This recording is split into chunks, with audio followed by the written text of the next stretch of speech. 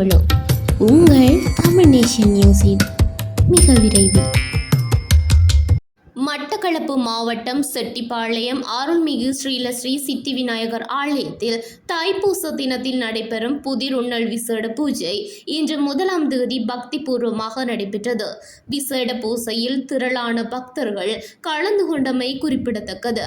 புதிய அறுவடை நெல்லை இறைவனுக்கு படைத்து பிரசாதம் பரிமாறப்பட்ட அந்த பக்திமயமான நிகழ்வும் இடம்பெற்றது.